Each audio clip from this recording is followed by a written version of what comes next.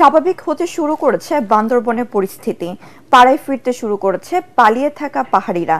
একসময় কুকেচি national front KNF এর সন্ত্রাসী তৎপরতায় অস্থির এলাকাগুলো এখন অনেকটাই শান্ত। এর মধ্যে আত্মসমর্পণ করেছে KNF এর 2 সদস্য। ফিরে আসা নারী পুরুষদের সহায়তা দিচ্ছে নিরাপত্তা বাহিনী। বান্দরবনে সুংসং পাড়া ঘুরে রিপোর্ট করছেন প্রতিনিধি মিনানুল হক, জানাচ্ছেন ফারহান ইসলাম টুপ্পা।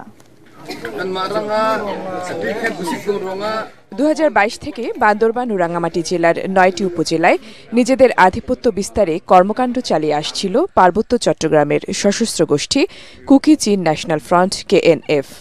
বান্দরবানের রুমা ও থানচিতে 2টি ব্যাংকের 3টি শাখায় সশস্ত্র হামলা করে টাকা ও অস্ত্র লুটের পর আলোচনায় আসে সশস্ত্র গোষ্ঠীটি।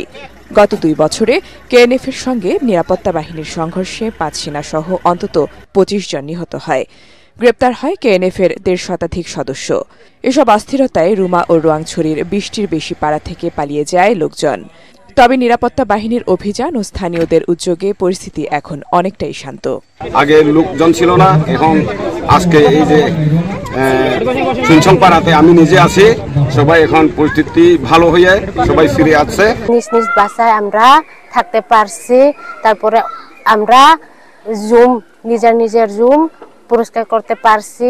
অনেকে স্ট্যান্ডার্ড করছে, মনে করি আগামীতে আরো ভালো হবে। এরকম কার্যক্রম যদি চলমান থাকে ভবিষ্যতে আশা করি আমাদের এই অত্র এলাকার যে সমস্যা রয়েছে চলমান, সেটা ধীরে সুস্থে এটা সমাধান হবে। ইতিমধ্যে রুমা ও রোয়াংছড়ি উপজেলার 9টি পাড়ায় ফিরে এসেছে 89টি পরিবার।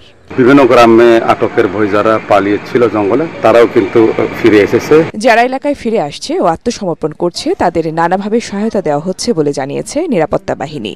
বর্তমানে পরিস্থিতি স্বাভাবিক হতে অনেকেই আস্তে আস্তে ফেরত আসা শুরু করেছেন।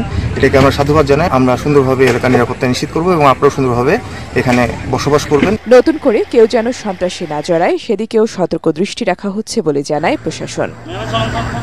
Bureau report, ATN Bangla.